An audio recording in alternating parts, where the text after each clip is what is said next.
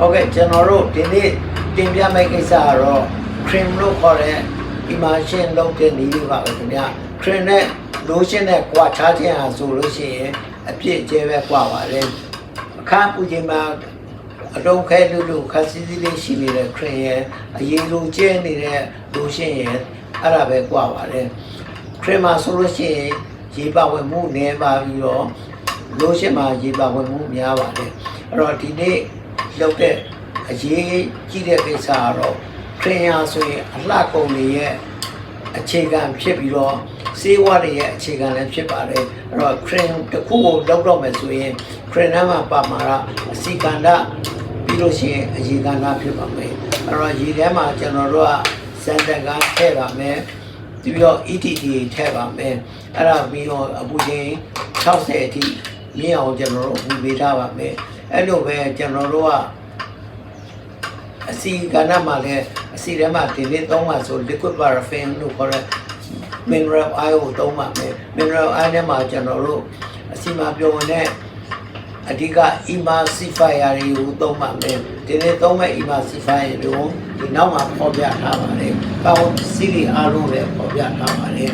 အဲ့တော့emulsifier တွေမှာကျွန်တော်တို့ stearate alcohol လို့ခေါ်တဲ့ဟာထည့်ပါမယ်။နောက် stearate 20 ဆိုတဲ့ဟာထည့်ပါမယ်။ PEG 100 stearate PEG 100 stearate ထည့်ပါမယ်။ Brazil mono stearate ထည့်ပါမယ်။စုစုပေါင်း emulsifier ၄မျိုးဖြစ်ပါတယ်။ emulsifier တွေကိုထည့်ပြီးတဲ့အချိန်မှာကျွန်တော်အဲ့ဒီ emulsionတော့မဲ့ဒီကဘာဗယ်ဖဲနေကို emulsifier တွေအားလုံးဖြောပါတယ်ဖြောပြီးတော့အပူချိန်60အထိအပူပေးပါတယ်ပြီးတဲ့အချိန်မှာကျွန်တော်တို့ကအဲ့ဒါကိုကျွန်တော်တို့အပူပေးတဲ့ဟာထဲမှာ pH ထည့်ပါမယ်အဲ့တော့အဲ့ pH ထည့်ချင်တဲ့စီချိုးစုံနဲ့နည်းနည်းပါလေနောက်ပိုင်းမှာမဖြစ်အောင်လို့ပါကျွန်တော်တို့အခုဆိုရင် immersion လုပ်ပါတော့မယ်အခုကျွန်တော်တို့အစီကဏ္ဍကိုလည်းကျွန်တော်တို့အပွင့်ရင်60ပေးထားပါပြီ PhD လည်းထည့်ထားပါပြီအခုကျွန်တော်တို့အစီကဏ္ဍမှာ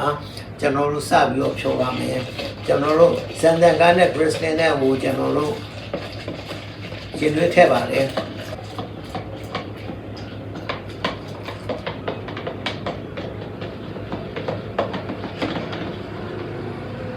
ကျွန်တော်ဒီထဲကို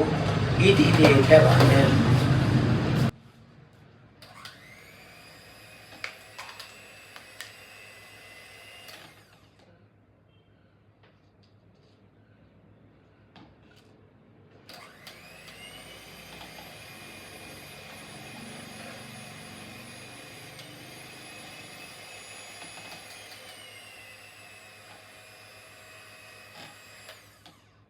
ဒီလည်းကိုဝင်သွားဖြစ်တဲ့ကြောင့်ကျွန်တော်တို့စီကဏ္ဍထည့်ပါမယ်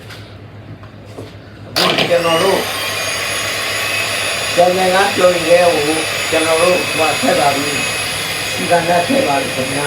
အဲ့တော့လိုရှင်းလောက်တာဒီဆက်ဆိုရင်ပြီးသွားပါပြီကျွန်တော်တို့ cooling stage လောက်ဖို့ပဲကြာမှာတော့ immersion လောက်ချင်းဟိုနိုင်ငံတကာမှာတော့စက်ကြီးတွေနဲ့homogeneizer တွေနဲ့ကျွန်တော်တို့လောက်ကြပါလေတကယ်တမ်းတွက်ချက်ပြီးတော့လောက်တတ်မယ်ဆိုရင် immersion လောက်ချင်း cream လောက်ချင်းဟာစက်တွေမလိုပါဘူးရိုးရှင်းချင်းနဲ့ကျွန်တော်တို့ single version နဲ့လုပ်လို့ရပါတယ်ခင်ဗျာအဲ့ဒါလေးကိုကျွန်တော်တို့ဒီနေ့တင်ပြတာဖြစ်ပါတယ်ခင်ဗျာအဲ့တော့ဘာစက်တွေမှမလိုပါဘူးဘာရှုပ်ရှုပ်တွေမှမလိုပါဘူးတာမန်အခန်းအခုချိန်မျိုးမှာကျွန်တော်လုပ်သွားလို့ရပါတယ်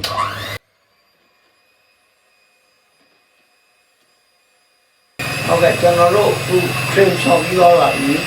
အဲ့တော့ကျွန်တော်တို့ဒီအေးနဲ့ကြောပြီးတော့ temperature ကိုချလိုက်ပါပြီအခန်းပူချိန်ရောက်တဲ့အချိန်မှာကျွန်တော်တို့ preservative ထည့်ပါမယ်ခင်ဗျာအခုအပူချိန်58ရှိပါတယ်ကျွန်တော်တို့အခန်းပူချိန်ရောက်တဲ့အထိကိုကျွန်တော်တို့အပူချိန်40ရောက်တဲ့အထိကိုကျွန်တော်တို့ဖြည်းဖြည်းလေးပဲထည့်လာတော့မယ်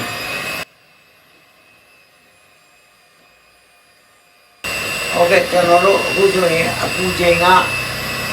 40 degree centigrade ကိုရောက်ရှိလာပါပြီအဲဒါကြောင့်ကျွန်တော်နောက်ဆုံးအနေနဲ့ final ethanol ထည့်ပြီးတော့ကျွန်တော် preservation လုပ်ပါမယ်ခင်ဗျာဒီနေ့မှာအနံ့လိုချင်တဲ့အနံ့ကိုထည့်လို့ရပါတယ်ခင်ဗျာအဲ့တော့ဒီနေ့ပြင်ပြတဲ့ကိစ္စကတော့ cream လုပ်ဖို့ immersion တွေလုပ်ဖို့ဆိုရင်စက်ကြီးတွေမလိုပါဘူး ကျွန်တော်တို့အခြေခံတွက်ချက်မှုဖြစ်တဲ့ require HLB နဲ့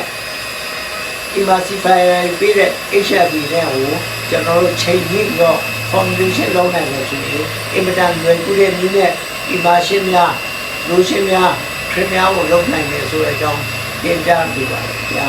ဒီကလေးကမှဘာမှစက်ကြီးတွေအလုံးအမင်းခက်ခဲတွေဘာမှမလိုပါဘူးခင်ဗျာကျွန်တော်တို့အင်မတန် lotion ဆိုတဲ့နည်းနဲ့